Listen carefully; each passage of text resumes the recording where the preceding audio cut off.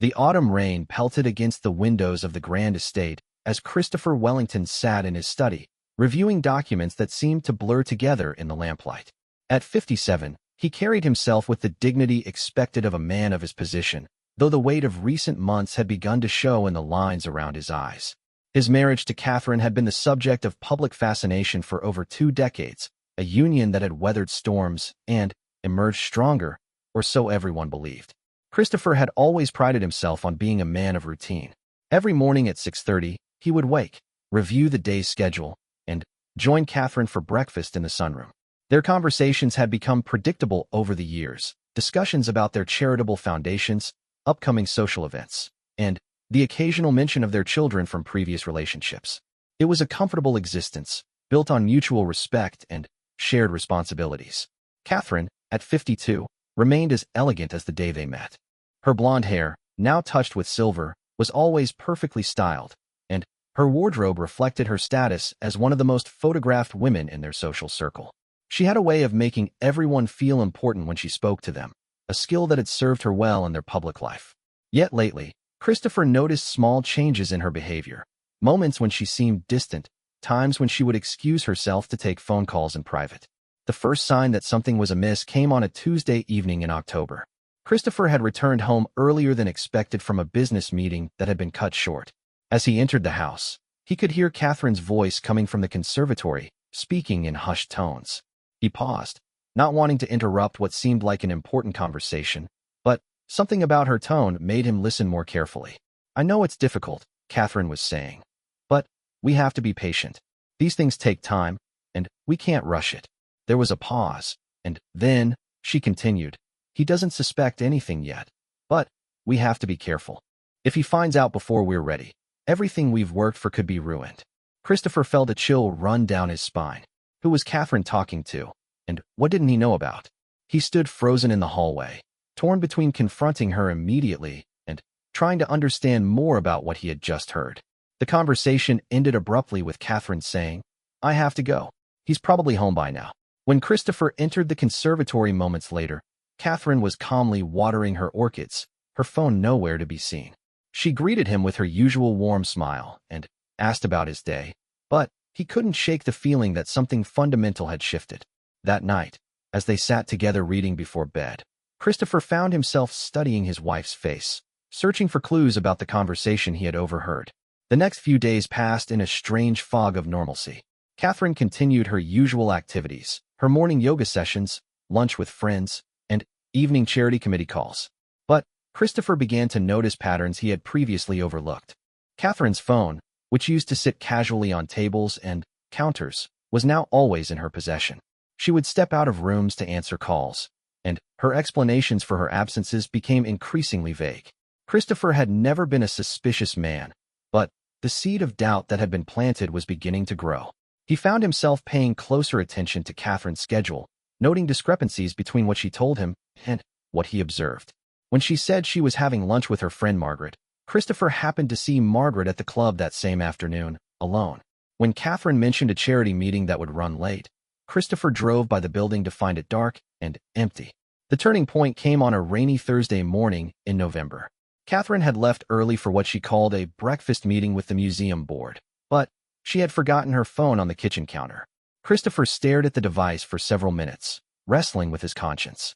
He had never violated Catherine's privacy in all their years of marriage, believing that trust was the foundation of their relationship. But the strange conversations, the secretive behavior, and the mounting inconsistencies had created a wall of doubt that he could no longer ignore. The phone buzzed with an incoming text message, and, without thinking, Christopher glanced at the screen. The message was from someone named MR, and read, "Change of plans for today. Meet me at the usual place at 2 p.m. instead. Can't wait to see you again. Everything is falling into place perfectly." Christopher's hands trembled as he read the message. Who was MR, and what was falling into place? The casual intimacy of the message and the reference to the usual place suggested this was not a business relationship. His mind raced with possibilities, each more disturbing than the last. Was Catherine having an affair? Was she involved in something that could damage their reputation or their family? Unable to concentrate on anything else, Christopher spent the morning in his study, staring out the window and trying to make sense of what he had discovered. When Catherine returned home around lunchtime, she seemed unusually cheerful, humming softly as she moved through the house. She kissed Christopher on the cheek and mentioned that her morning meeting had gone very well, though she provided no specific details. That afternoon, Christopher found himself doing something he never thought he would do, following his wife. At 1:45, he watched from his car as Catherine left the house, not in the direction of any place he knew her to frequent. She drove to a small cafe on the outskirts of town, a place they had never visited together. Christopher parked across the street and watched as Catherine entered the establishment. Through the window, he could see her greeting a man who appeared to be in his early 40s, tall and distinguished with dark hair. They embraced warmly, more warmly than Christopher would expect for a casual business acquaintance. They sat at a corner table, their heads close together in intimate conversation. The man reached across the table to touch Catherine's hand, and she didn't pull away. Christopher sat in his car for over an hour, watching his wife with this mysterious stranger.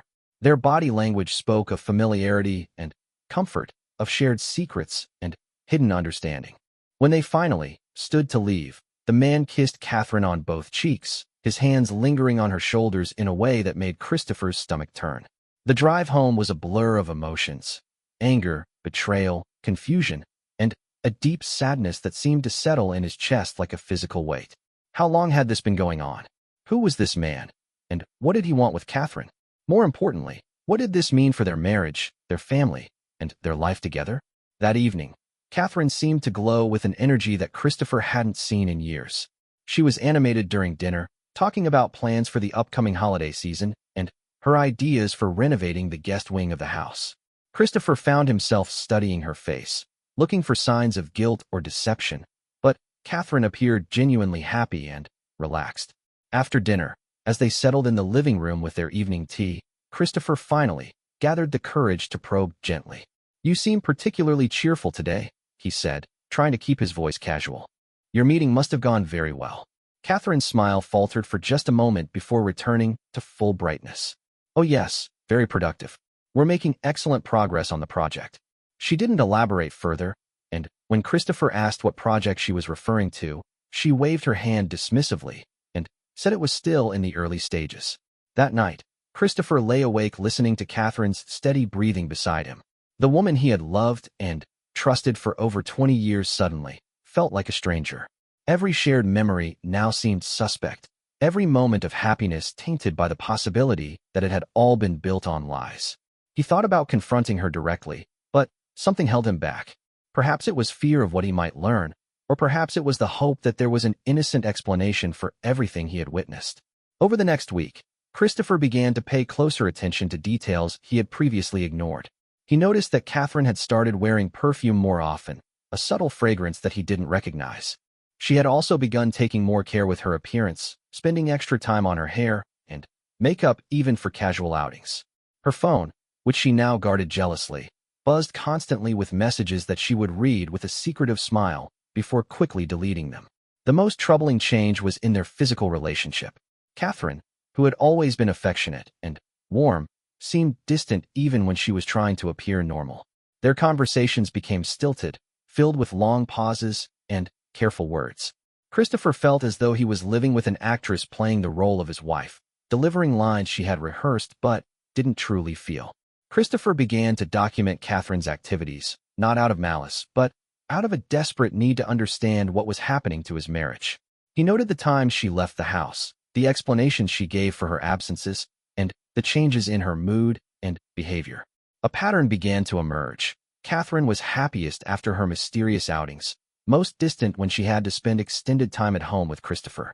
The breaking point came on a cold December morning when Christopher could no longer bear the uncertainty. Catherine had left early for what she claimed was a shopping trip with her sister, but Christopher knew her sister was out of town visiting grandchildren. Unable to endure another day of lies and half-truths, Christopher made a decision that would change everything.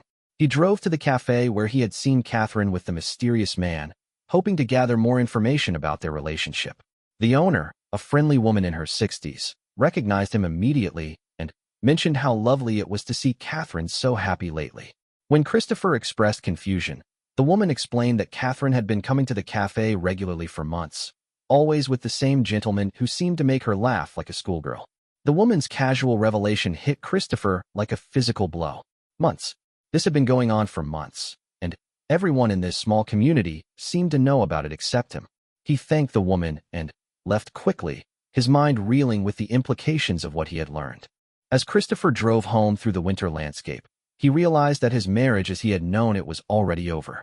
The question now was not whether Catherine was having an affair, but what he was going to do about it. The thought of confronting her filled him with dread, not because he feared her reaction, but because he wasn't sure he was ready to hear the truth about how long she had been deceiving him. The house felt different when he returned, as though the walls themselves were keeping Catherine's secrets. Christopher wandered through the rooms they had shared for so many years, seeing them now through the lens of his new knowledge. Every photograph, every piece of furniture, every carefully chosen decoration seemed to mock him with its suggestion of happiness and stability. That evening, when Catherine returned from her shopping trip with no packages and a guilty flush in her cheeks, Christopher knew that the moment of truth was approaching. He could continue to pretend ignorance, hoping that whatever was happening would run its course and naturally, or he could face the reality of his situation and demand answers. As they sat down to dinner, Catherine chattered nervously about her day, providing unnecessary details about shops she claimed to have visited and people she alleged to have encountered.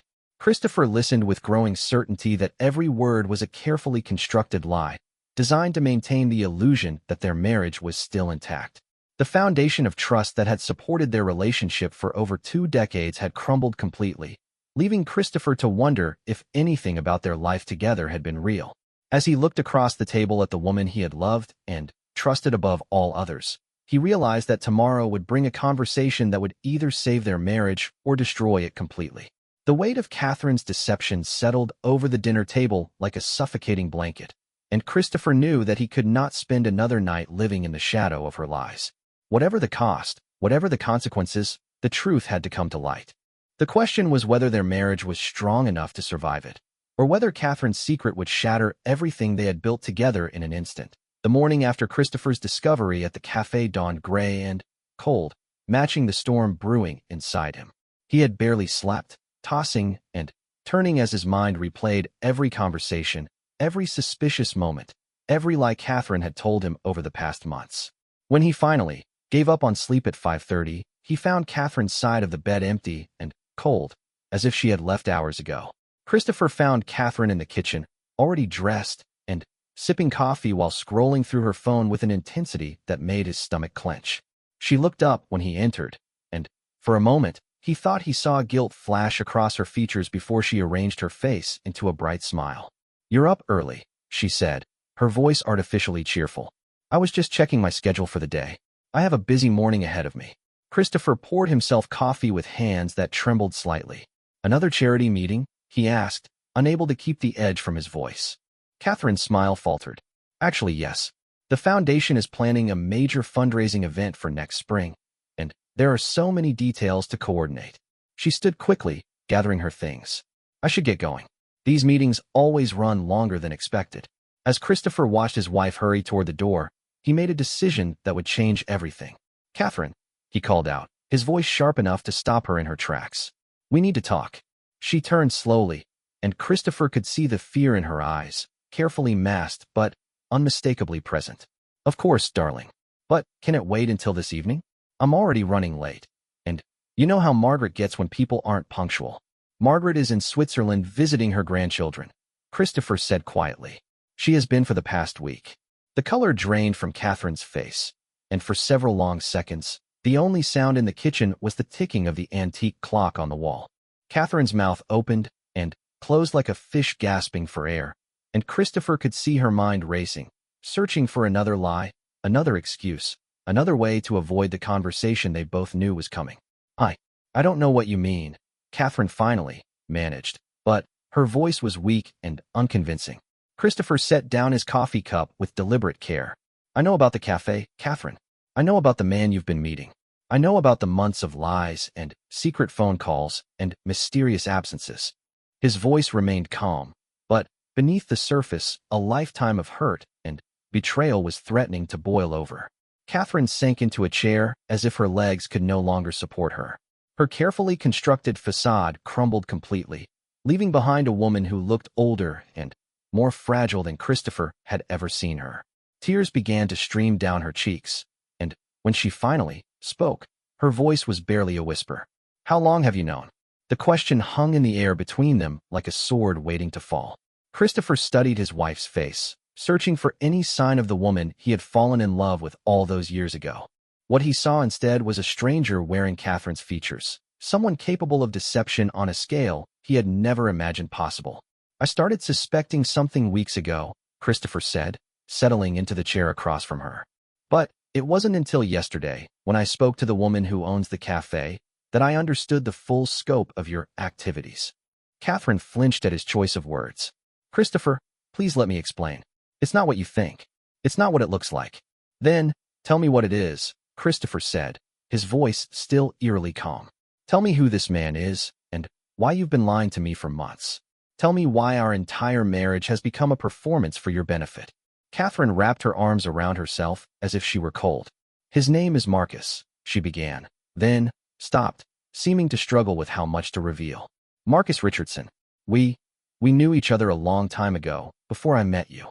Christopher felt something cold and hard settle in his chest. "How long ago?" "We were together in university," Catherine said, her voice growing stronger as she found her footing. "We were engaged, actually. But his family disapproved of me, said I wasn't suitable for someone of his position. They forced him to break it off and marry someone they chose for him." The revelation hit Christopher like a physical blow. In all their years together, Catherine had never mentioned a serious relationship from her past, certainly not an engagement.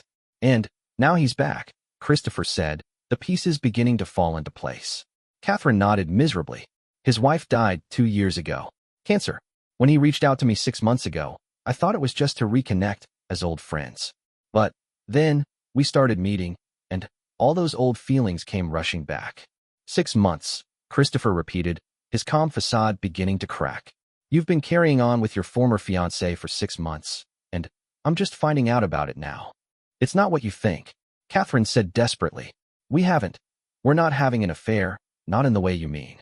We've just been talking, reminiscing about old times, trying to understand what happened between us all those years ago." Christopher stared at his wife in disbelief. "Do you honestly expect me to believe that? That you've been sneaking around for months, lying to me constantly, meeting this man in secret cafes, just to talk about university?" Catherine's face crumpled again. "There's more," she whispered. "There's something else you need to know." Christopher braced himself for another blow, but nothing could have prepared him for what Catherine said next. "Marcus has been helping me with something. Something I should have told you about months ago." She took a shaky breath. "I've been seeing a lawyer, Christopher. I've been exploring my options." The words hit Christopher like a sledgehammer. "Options for what?" "For our marriage," Catherine said, her voice barely audible. "I've been so unhappy for so long, feeling like we're just going through the motions, like we're roommates rather than husband and wife. When Marcus came back into my life, it made me realize how much I'd been settling for." Christopher sat in stunned silence, trying to process what his wife was telling him. She hadn't just been having an affair, she had been actively planning to leave him, consulting lawyers behind his back, making decisions about their future without his knowledge or input. "How long have you been feeling this way?"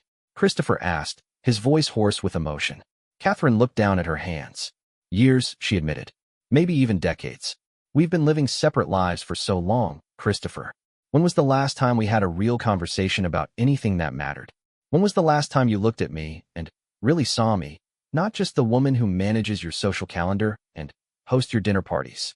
The accusation stung because Christopher recognized the truth in it.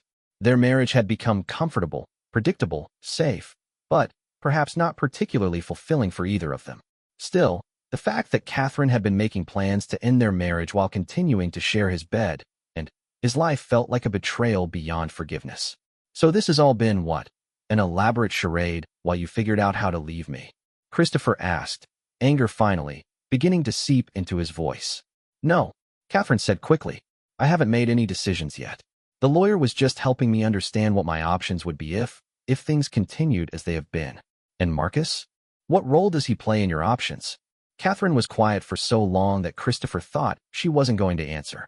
When she finally spoke, her voice was filled with a wistfulness that cut him to the bone. Marcus represents everything I gave up when I married you, she said. The passion, the excitement, the feeling that someone truly understood who I was and what I wanted from life. When I'm with him, I remember what it felt like to be young and in love and full of possibilities. Christopher felt something inside him break at her words. And with me? Catherine looked up at him with tears streaming down her face. With you, I feel safe and secure and respected. But I don't feel alive, Christopher. I haven't felt truly alive in years. The confession hung between them like a death sentence. Christopher realized that what he was facing was not just an affair or even the possibility of divorce. It was the complete unraveling of everything he had believed about his life and his marriage. Catherine wasn't just leaving him for another man. She was leaving him because she felt their entire relationship was a lie. What happens now? Christopher asked, surprised by how steady his voice sounded. Catherine wiped her eyes with the back of her hand. I don't know, she said honestly. I never wanted you to find out this way. I was hoping to sort through my feelings first, to figure out what I really wanted before we had this conversation. And have you? Figured out what you want? Catherine looked at him with an expression that was part guilt, part sorrow, and part something that might have been relief at finally having the truth in the open. I think I have, she said quietly. I think I've known for a while now, but I was too scared to admit it to myself. Christopher didn't need to ask what she had decided. He could see it in her eyes, in the way she held herself, in the finality of her tone. Catherine had already chosen Marcus, had probably chosen him months ago. Everything else had just been her working up the courage to admit it. How long? Christopher asked. How long have you been planning to leave? I filed the preliminary paperwork last month, Catherine said, her voice barely above a whisper. Nothing official, nothing that couldn't be withdrawn. But I wanted to understand the process, to know what would be involved. Christopher felt numb, as if he were watching this conversation happen to someone else. And our life together? Our home, our friends, our commitments, none of that matters to you. Of course it matters, Catherine said desperately. This house, our life together, it's been my world for 20 years. But I can't keep pretending to be happy when I'm not. I can't keep living a lie just because it's easier than facing the truth. Christopher stood up slowly, feeling every one of his 57 years. I need some air, he said. I need to think about all of this. Catherine reached for his hand as he passed her chair. Christopher, please. Can we try to work through this? Can we at least try to save what we have? Christopher looked down at his wife, this woman who had shared his life for 2 decades and who now felt like a complete stranger. I don't know, Catherine. I honestly don't know if there's anything left to save. As Christopher walked out into the cold December morning, he carried with him the weight of Catherine's confession and the devastating realization that his marriage had been ending for months, possibly years, while he had remained blissfully unaware. The woman he had trusted above all others had not only betrayed that trust, but had been actively planning to abandon their life together while he continued to believe in their future. The worst part was not the affair itself, or even Catherine's plans to leave him. The worst part was the knowledge that she had been unhappy for so long without his realizing it, that he had failed so completely as a husband that his wife had felt compelled to seek happiness elsewhere. As he walked through the grounds of the estate they had called home together, Christopher wondered if he had ever really known Catherine at all, or if their entire marriage had been built on foundations as fragile as morning frost. The conversation that morning had shattered something fundamental between them, something that Christopher wasn't sure could ever be repaired. As Catherine's words echoed in his mind, he began to understand that regardless of what happened next, their marriage as they had known it was already over. The only question now was whether they could find a way to end it with dignity and grace, or whether the destruction would be as complete and devastating as Catherine's secret had promised to be. Standing in the garden where they had once talked about growing old together, Christopher felt the full weight of 20 years of shared memories colliding with the stark reality of Catherine's betrayal. Whatever happened next, he knew that nothing would ever be the same again. Christopher spent the next 3 days in a state of emotional suspension, moving through his daily routines like a ghost haunting his own life. Catherine had taken refuge in the guest wing of the house, ostensibly to give him space to process their conversation, but Christopher suspected she was simply avoiding the inevitable continuation of their discussion. The silence between them was deafening, filled with 20 years of unspoken resentments and the weight of decisions that could not be undone. On Thursday morning, Christopher made a decision that surprised even him. Instead of wallowing in his study or taking another aimless walk through the estate grounds, He drove to the offices of his oldest friend and family lawyer, Richard Pemberton. Richard had known Christopher since their university days and had handled every major legal matter in Christopher's life, from business acquisitions to estate planning. If anyone could help him navigate the emotional and legal minefield his life had become, it was Richard. "Christopher," Richard said, rising from behind his mahogany desk with a look of concern. "I wasn't expecting to see you today. Is everything all right?" Christopher settled into the familiar leather chair across from Richard's desk, feeling older than he had just a week ago. "Catherine is planning to divorce me," he said without preamble. "She's been consulting with a lawyer for months, apparently." Richard's expression shifted from concern to professional alertness. "I see. And you're just finding out about this now?" Christopher nodded grimly. "Along with the fact that she's been reconnecting with an old flame and questioning our entire marriage. It seems I've been living in a fantasy while my wife has been planning her escape." Over the next hour, Christopher found himself recounting not just the events of the past few days, but years of gradual distance and mounting dissatisfaction that he had somehow failed to recognize. Speaking the words aloud made the situation feel both more real and more surreal, as if he were describing someone else's life rather than his own. Richard listened with the patience and attention that had made him such a successful lawyer and trusted friend. When Christopher finished his account, Richard leaned back in his chair with a thoughtful expression. "What do you want to do about this?" Richard asked. "Are you interested in trying to save the marriage, or do you want to discuss protecting yourself in the event of divorce proceedings?" The question forced Christopher to confront something he had been avoiding since Catherine's confession. Did he want to fight for their marriage, or was he ready to let it go? The woman who had betrayed his trust so thoroughly, was she worth fighting for? "I don't know," Christopher admitted. "Part of me wants to try to work things out, to find a way back to what we once had. But another part of me wonders if what we had was ever real, or if it was just as much of an illusion as everything else has turned out to be." Richard nodded thoughtfully.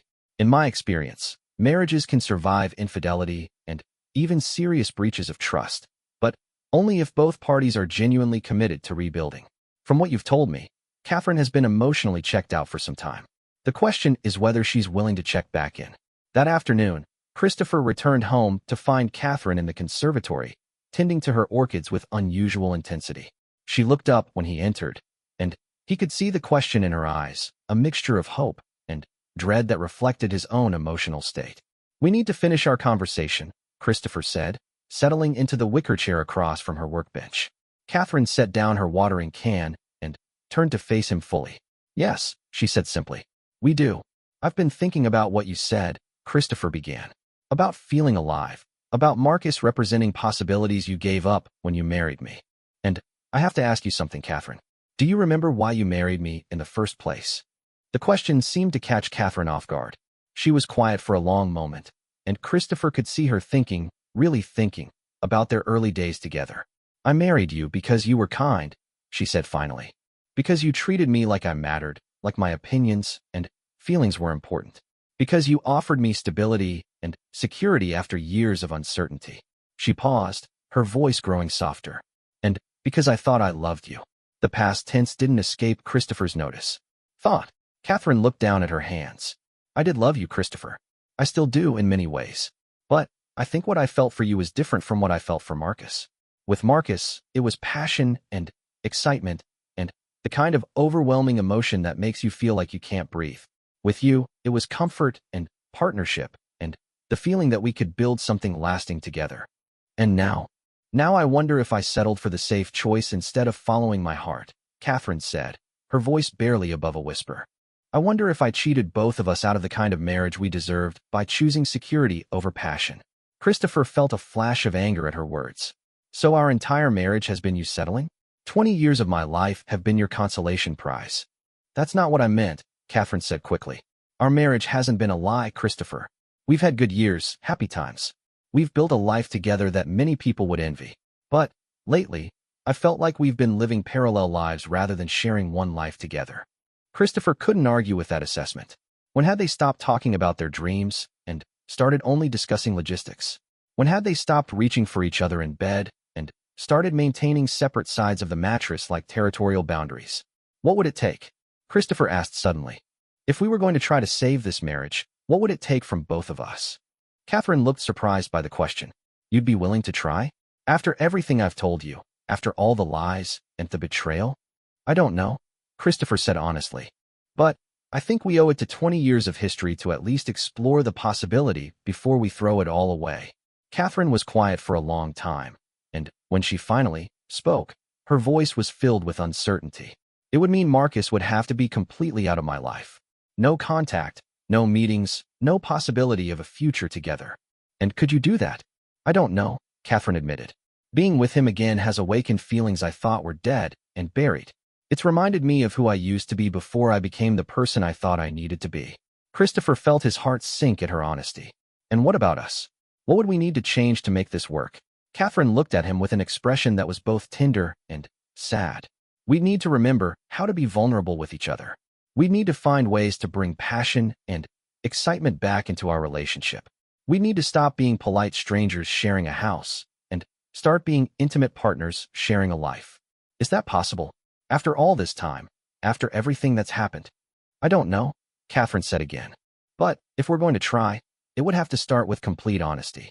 No more secrets, no more lies, no more pretending that everything is fine when it's not. Christopher nodded slowly. And it would have to start with you ending things with Marcus. Permanently.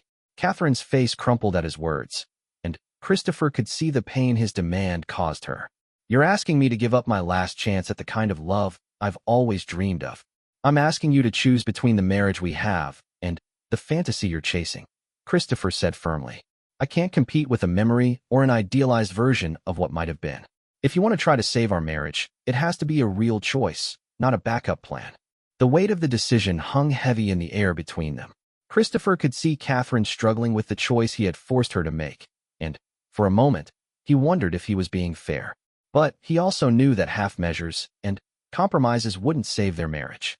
Either Catherine was all in, or she wasn't in at all. I need time to think, Catherine said finally. This isn't a decision I can make lightly. How much time? Christopher asked. A few days. Maybe a week. I need to be sure about what I'm choosing and why. Christopher nodded, though every instinct told him that asking for time was just another way of avoiding the decision. And in the meantime? In the meantime, maybe we should spend some time apart. Really apart. Give each other space to think clearly without the pressure of pretending normalcy. The suggestion made sense, even though it felt like another small step toward the end of their marriage. Where will you go? My sister has that cottage in the Cotswolds. She's offered to let me use it whenever I need to get away. Catherine paused, then added quietly, Where will you go? Christopher realized he hadn't thought that far ahead. The estate had been his home for so long that he couldn't imagine being anywhere else. But the thought of rattling around in the empty house, surrounded by reminders of their life together, felt unbearable. I'll figure something out, he said. Maybe I'll visit James in Scotland. He's been asking me to come see his new property for months. They spent the next hour making practical arrangements with the polite efficiency of business partners dissolving a company. Who would handle which responsibilities, how long they would be apart, how they would communicate during their separation. It all felt surreal. 20 years of marriage reduced to a series of logistical decisions. That evening, as Christopher watched Catherine pack a suitcase in their bedroom, he felt the full weight of what was happening. This wasn't just a temporary separation to clear their heads. This was the beginning of the end, regardless of what decision Catherine ultimately made. The trust between them had been shattered so completely that even if they managed to rebuild their marriage, it would be a fundamentally different relationship than the one they had shared before. Christopher, Catherine said as she closed her suitcase. Whatever happens, I want you to know that I never meant for things to go this far. I never meant to hurt you the way I have. Christopher looked at his wife, soon to be his estranged wife, and tried to find words that could encompass everything he was feeling. I know, he said finally. But intent doesn't always matter as much as impact. Catherine nodded sadly. Will you be all right? Here in the house by yourself? I'll manage, Christopher said, though he wasn't sure he believed it. Will you? I hope so, Catherine said. I really hope so. The next morning, Christopher stood at the front door and watched Catherine load her car with the possessions she would need for her time away. As she drove down the long driveway that led away from their estate, Christopher felt something fundamental shift inside him. For the first time in months, possibly years, he was completely alone with his thoughts and his feelings, forced to confront the reality of who he was without Catherine as a buffer between him and the world. The house felt enormous and empty, filled with echoes of conversations and laughter that seemed to belong to a different lifetime. Christopher wandered from room to room, seeing everything with new eyes, the photographs that told the story of their life together, the furniture they had chosen as a couple, the artwork they had collected on trips that now felt like ancient history. In his study that evening, Christopher poured himself a whiskey and settled into his favorite chair with a photo album Catherine had made for their 15th wedding anniversary. Page after page of memories stared back at him. Holidays and celebrations, quiet moments and grand occasions, the accumulated evidence of 2 decades spent building a life together. Looking at those photos, Christopher tried to pinpoint when things had started to go wrong. When had Catherine begun to feel trapped rather than cherished?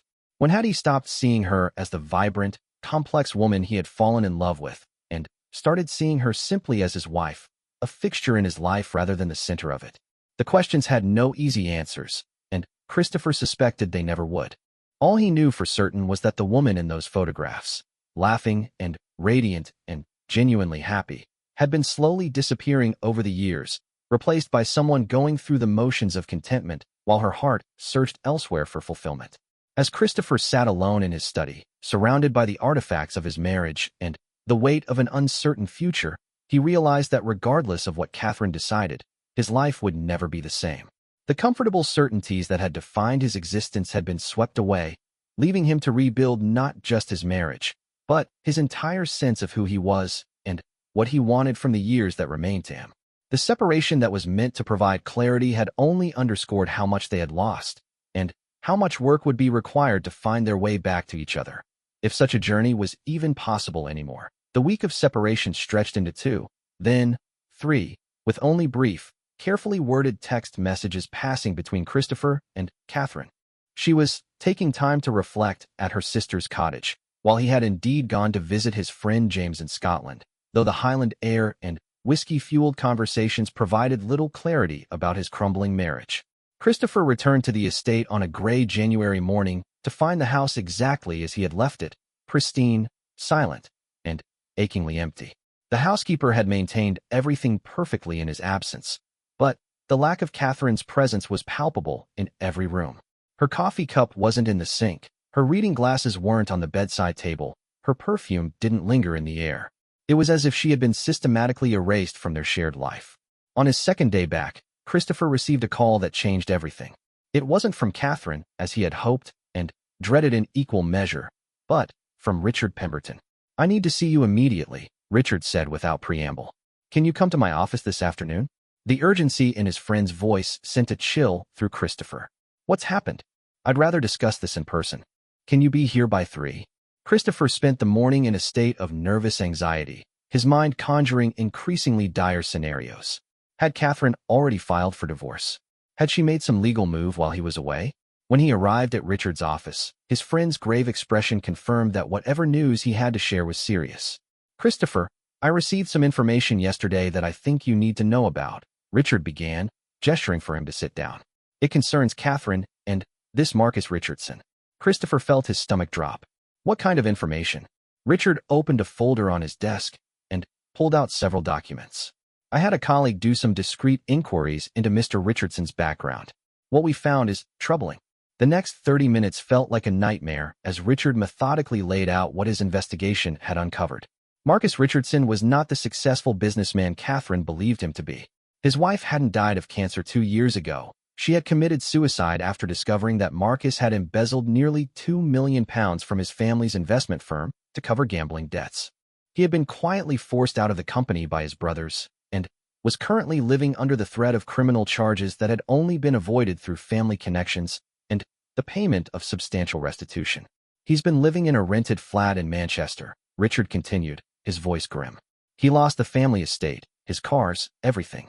The man Catherine thinks she's in love with doesn't exist anymore, if he ever did." Christopher stared at the documents in shock. "Does Catherine know any of this?" "I doubt it. Richardson has been presenting himself as a wealthy widower looking to start fresh after the tragedy of losing his wife. He's been very careful to maintain that fiction. Why would he seek out Catherine?" Christopher asked, though he suspected he already knew the answer. Richard's expression was sympathetic but direct. "Your wife is a very wealthy woman, Christopher. Between her trust fund and what she would receive in a divorce settlement, She represents a solution to all of Richardson's financial problems. The revelation hit Christopher like a physical blow. Catherine wasn't just leaving him for her first love. She was being deliberately manipulated by a con man who saw her as a means to financial salvation. The romantic reunion she thought she was experiencing was nothing more than an elaborate scheme to exploit her emotions and her money. "I need to tell her," Christopher said, reaching for his phone. Richard stopped him with a raised hand. "Before you do that, there's something else you need to consider. If you simply call Catherine and tell her what we've discovered, she may not believe you. People in love, especially people who think they've found their soulmate again after decades apart, aren't always receptive to evidence that contradicts their feelings. Then, what do you suggest? Let me arrange a meeting with Catherine where I can present the evidence myself. As her lawyer as well as yours, she might be more willing to listen to the facts when they come from a neutral third party." Christopher nodded reluctantly. The thought of Catherine being manipulated and deceived by someone she trusted made him feel sick, but Richard was right about her potential reaction. If Christopher was the one to reveal Marcus's true nature, she might see it as jealousy or an attempt to sabotage her happiness. The call to Catherine was one of the most difficult conversations of Christopher's life. She sounded surprised to hear from him, and there was something different in her voice, a lightness that suggested she had already made her decision about their marriage. "Christopher," she said warmly, "I was just about to call you. I think I'm ready to come home and talk about our future." The words should have filled him with hope, but given what he now knew about Marcus, Christopher suspected that Catherine's readiness to talk meant she was prepared to ask for a divorce so she could start her new life. "That's good," Christopher managed. "Actually, Catherine, Richard Pemberton needs to speak with both of us about some legal matters. Would you be willing to come to his office tomorrow afternoon?" There was a pause. "Legal matters? Christopher, you haven't done anything precipitous, have you? You haven't filed for divorce without telling me." "No," Christopher said quickly. "It's nothing like that. But there are some things we need to discuss, things that affect both of us." Catherine agreed to the meeting, though Christopher could hear the uncertainty in her voice. After hanging up, he spent the rest of the evening wondering if he was doing the right thing. Part of him wanted to let Catherine discover Marcus's true nature on her own, to let her learn the hard way that the man she thought she loved was using her. But he couldn't bear the thought of her being hurt any more than she already had been. The next day, Christopher arrived at Richard's office early and waited nervously for Catherine to appear. When she walked in, he was struck by how different she looked. There was a glow about her that he hadn't seen in years, a vitality that made her appear younger and more vibrant. The knowledge that her happiness was built on lies made his heart ache for what she was about to learn. "Catherine," Richard said after the initial pleasantries were exchanged, "I asked you both here because some information has come to light that affects the decisions you're making about your marriage." Catherine looked puzzled. "What kind of information?" Richard opened the same folder he had shown Christopher the day before. "It concerns Marcus Richardson. I think you should know who you're really dealing with." What followed was a systematic demolition of everything Catherine believed about Marcus and their reunion. Richard presented the evidence with professional detachment: bank records, court documents, newspaper articles about his wife's suicide, reports from private investigators who had tracked his movements and activities over the past 2 years. Christopher watched his wife's face as the truth unfolded, seeing confusion give way to disbelief, then to horror, and finally, to a devastation so complete that he wanted to reach out and comfort her despite everything that had happened between them. "This can't be right," Catherine whispered when Richard finished his presentation. "Marcus told me his wife died of cancer. He showed me pictures of her funeral." "Those pictures were from his sister-in-law's funeral," Richard said gently. "His wife died by suicide, and it was extensively covered in the Manchester newspapers because of the scandal surrounding the embezzlement." Catherine's hands shook as she looked through the documents again, as if hoping they would somehow change on a second reading. "But we talked about the future. He said he wanted to travel, to see the world together. He never mentioned needing money. Because he was counting on your money to fund that future," Christopher said quietly. "Catherine, I'm sorry. I know how much this must hurt." Catherine looked up at him with eyes filled with tears and something that might have been shame. "How long have you known?" "Since yesterday," Richard found out, and told me immediately. "So all this time, while I've been agonizing over choosing between my marriage and what I thought was true love, I've actually been choosing between my husband and a con man who saw me as a mark." The stark truth of her words hung in the air like an accusation. Christopher could see Catherine processing not just the betrayal by Marcus, but the magnitude of what she had thrown away for a lie. "Catherine," Richard said carefully, "there's one more thing you should know. Richardson has been seeing other women as well, wealthy widows and divorcees, all of whom he approached with similar stories about his tragic loss and his desire to find love again." The final blow seemed to break something in Catherine. She doubled over as if in physical pain, and when she finally straightened up, her face was streaked with tears, but her expression was one of fury rather than sorrow. "I need to see him," she said suddenly. "I need to confront him with what I know." "I don't think that's a good idea," Christopher said quickly. "If he's desperate for money and realizes you know the truth, there's no telling what he might do." "Christopher's right," Richard agreed. "The best thing you can do is cut off all contact with Richardson immediately. Change your phone number, alert your bank and financial advisors, and let me handle any legal issues that might arise." Catherine nodded mechanically, but Christopher could see the anger burning in her eyes. She had been made a fool of by someone she trusted, and the humiliation was almost as devastating as the betrayal itself. "I want to go home," Catherine said suddenly. "I want to go home with my husband and try to forget this nightmare ever happened." Christopher felt a complicated mix of emotions at her words. Relief that she wanted to come home, but also sadness that it was taking this level of betrayal to bring her back to their marriage. Would she be returning because she truly wanted to rebuild their relationship, or simply because her alternative had proven to be an illusion? The drive home was silent, both of them lost in their own thoughts about what they had learned and what it meant for their future. When they arrived at the estate, Catherine went straight to their bedroom and began unpacking her things with mechanical efficiency. "Catherine," Christopher said from the doorway, "I know today has been overwhelming. If you need time to process all of this before we talk about us, I understand." Catherine stopped unpacking and looked at him with an expression that was part gratitude and part desperation. "I don't deserve your patience," she said. "I don't deserve your understanding. I was ready to throw away 20 years of marriage for a lie." "You were ready to throw away 20 years of marriage because you weren't happy," Christopher corrected gently. "The fact that Marcus turned out to be a fraud doesn't change the underlying issues in our relationship." Catherine sat down heavily on the edge of the bed. "But it makes me question everything I thought I knew about myself. How could I be so naive? How could I let myself be manipulated so completely?" Christopher sat down beside her, careful to maintain some distance between them. "Because you wanted to believe that the kind of love you remembered from your youth was still possible. Because you were vulnerable and lonely, and he knew exactly what to say to make you feel special. Is that what you think? That I was vulnerable and lonely in our marriage?" Christopher considered lying, offering her the comfort of easy answers, but decided that honesty was what their relationship needed most. "I think we both were," he said finally. "I think we've been lonely together for a long time, and neither of us wanted to admit it." The admission hung between them like a bridge they could either cross or burn. Christopher realized that this moment, sitting in their bedroom with the truth finally out in the open, was their real chance to save their marriage. Not the dramatic confrontation that had started their separation, but this quiet reckoning with the reality of who they had become and who they wanted to be going forward. "Where do we go from here?" Catherine asked, echoing the question that had been haunting both of them for weeks. "I don't know," Christopher admitted. "But I think we start by being honest about what we want and what we're willing to do to get it. No more pretending, no more settling, no more accepting less than we deserve from each other." Catherine reached for his hand for the first time in weeks, and Christopher felt a spark of something that might have been hope.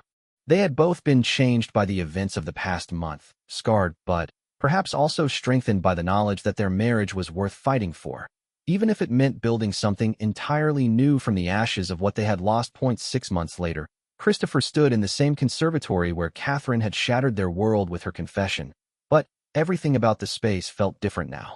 The orchids Catherine tended were blooming magnificently, their vibrant colors a stark contrast to the gray winter day when their marriage had nearly ended. More importantly, the woman carefully misting the delicate flowers was different too, still recognizably Catherine, but somehow more present, more engaged with the life they were rebuilding together. The journey from that devastating January morning to this peaceful October afternoon had been anything but smooth. The weeks immediately following the revelation about Marcus Richardson had been some of the most difficult of Christopher's life, filled with tears, arguments, painful honesty, and the slow, delicate work of learning to trust each other again. Catherine had insisted on calling Marcus herself, despite Christopher's and Richard's objections. The conversation, which Christopher had listened to from the extension in his study, had been both heartbreaking and illuminating. Confronted with the evidence of his deception, Marcus had initially tried to deny everything, then attempted to justify his actions by claiming he had genuinely fallen in love with Catherine again. When those tactics failed, he had revealed the desperate, manipulative person he had become, alternately pleading for her financial help and threatening to expose their affair to the social circles they moved in. The call had ended with Catherine hanging up on him mid-sentence, and she had immediately changed her phone number and blocked all his attempts to contact her through social media and email. But the damage to her self-esteem and her ability to trust her own judgment had been profound. For weeks, she had been withdrawn and self-recriminating, unable to forgive herself for being so thoroughly deceived. I prided myself on being intelligent and sophisticated, Catherine had told Christopher one evening as they sat in his study, trying to navigate their new reality. I thought I could read people, that I was too smart to be taken in by someone like that. But he played me perfectly, didn't he? He knew exactly what I wanted to hear. Christopher had spent those early weeks walking a careful line between comforting his wife and addressing the real issues that had made her vulnerable to Marcus's manipulation in the first place. It would have been easy to focus entirely on Marcus's deception and ignore the underlying problems in their marriage. But Christopher had learned enough about himself during their separation to know that would only delay the reckoning they both needed. "We can't blame Marcus for everything," Christopher had said during one of their many late-night conversations. "Yes, he's a manipulative criminal who took advantage of your emotions. But, Catherine, you were unhappy in our marriage long before he came back into your life. That's something we need to face together." Those words had led to the first of many sessions with Dr. Margaret Thornfield, a marriage counselor recommended by Richard Pemberton. Christopher had initially been skeptical about therapy, viewing it as an admission of failure rather than a tool for healing. But Dr. Thornfield had quickly proven herself to be exactly what they needed, someone who could help them navigate their emotions while also providing practical strategies for rebuilding their relationship. The early sessions had been brutal. Under Dr. Thornfield's gentle but persistent questioning, both Christopher and Catherine had been forced to confront years of accumulated resentments, unspoken needs, and gradual emotional distance. Christopher had learned that his pride in providing Catherine with security and stability had blinded him to her need for emotional intimacy and genuine partnership. Catherine had acknowledged that her tendency to avoid conflict and maintain the appearance of happiness had prevented her from addressing problems when they were still manageable. "You've both been excellent at being married to the idea of each other," Dr. Thornfield had observed during one particularly difficult session. "But you've stopped being married to the actual people you've become over the past 20 years.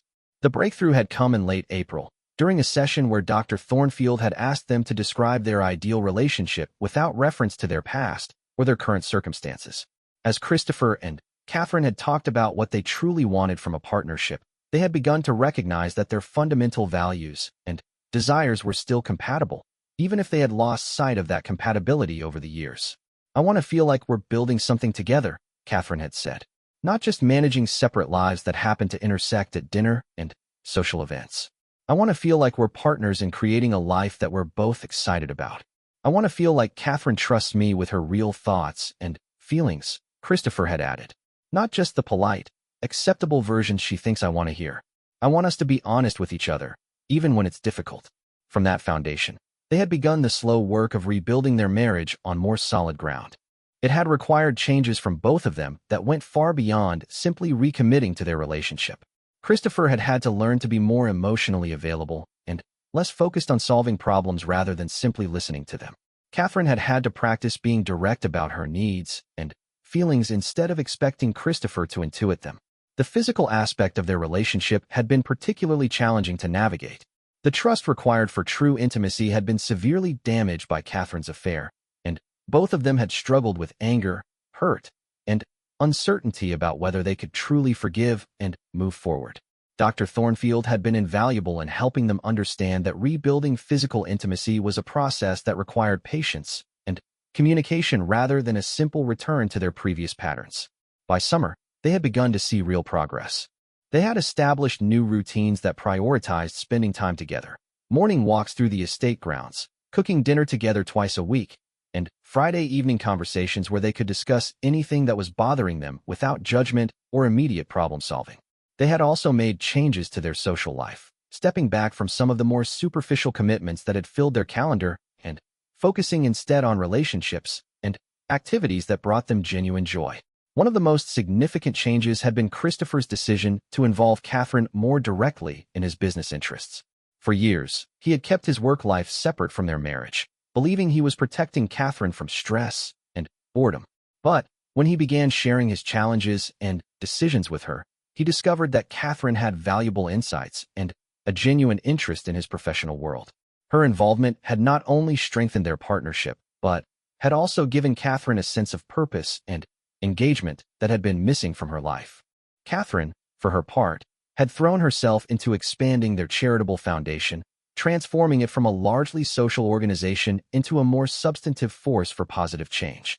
Christopher had been amazed to watch his wife discover abilities and passions he had never known she possessed. The woman who had once complained about feeling useless and decorative had become a dynamic leader in their community, organizing programs for disadvantaged youth and spearheading environmental conservation initiatives. The Marcus situation had taken months to fully resolve. He had made several attempts to contact Catherine through mutual acquaintances, and at one point had even shown up at one of their social events, forcing Christopher to have him removed by security. Richard Pemberton had eventually sent a cease and desist letter that put an end to Marcus's harassment, but the experience had underscored how important it was for Christopher and Catherine to present a united front. He targeted you because he sensed vulnerability, Dr. Thornfield had explained during one of their sessions. People like Marcus Richardson are skilled at identifying individuals who feel isolated or unfulfilled in their relationships. The stronger your marriage becomes, the less susceptible you'll be to that kind of manipulation in the future. Now, as Christopher watched Catherine work with her orchids, he marveled at how much had changed in such a relatively short time. The woman he had nearly lost to a con man had become someone he was falling in love with all over again. Not the idealized version of Catherine he had married 20 years ago, but the complex, passionate, imperfect person she actually was. "How are they looking?"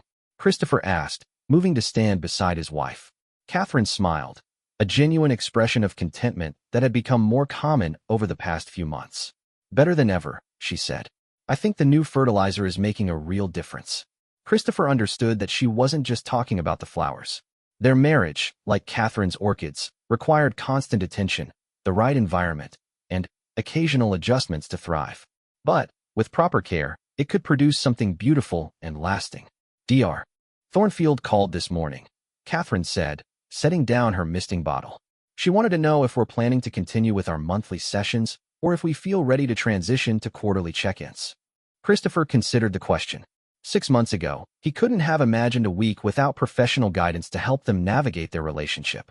Now, while he still valued Dr. Thornfield's insights, he felt confident in their ability to handle most challenges on their own. "What do you think?" he asked Catherine. "I think we've learned the tools we need," Catherine said thoughtfully. "But I also think it's important to maintain the accountability. Maybe quarterly sessions would be good, enough to keep us honest, but not so frequent that we become dependent." Christopher nodded. The fact that they could have this conversation, discussing their marriage openly and making decisions together about how to maintain its health, was itself evidence of how much progress they had made. That evening, as they sat together in the living room after dinner, Catherine brought up a topic they had been discussing for weeks. "I've been thinking more about our conversation with James and Sarah last weekend," she said, "about their trip to Southeast Asia." Christopher looked up from his book. "You're still interested in traveling?" Catherine smiled. "I'm interested in doing something adventurous together, something we've never done before. We've been to all the expected places, Paris, Rome, London. But when was the last time we went somewhere that challenged us, that pushed us out of our comfort zone?" The conversation represented something fundamental about the marriage they were building together. Instead of simply returning to their previous patterns of comfortable predictability, they were actively seeking ways to grow and explore together. The trip Catherine was proposing, several weeks in Vietnam and Cambodia, would be unlike any vacation they had ever taken, requiring them to navigate unfamiliar cultures, uncertain accommodations, and the kind of close quarters that would test their renewed partnership. "Let's do it," Christopher said, surprising himself with his immediate enthusiasm. "Let's book the trip." Catherine's face lit up with an excitement that reminded Christopher of the young woman he had fallen in love with decades ago. But this wasn't nostalgia for their past. It was anticipation for their future. Later that night, as they prepared for bed together for the first time in months, Christopher reflected on the journey that had brought them to this point. The discovery of Catherine's affair and the revelation about Marcus Richardson had shattered their marriage completely. But from those broken pieces, they had built something stronger and more authentic than what they had lost. "Christopher," Catherine said as they settled into bed, "I need to tell you something." The words sent a brief chill through Christopher, but Catherine's tone was gentle rather than ominous. "I'm grateful," she continued. "I know that sounds terrible, given everything we've been through. But I'm grateful that Marcus came back into my life, because it forced us to confront problems we had been ignoring for years.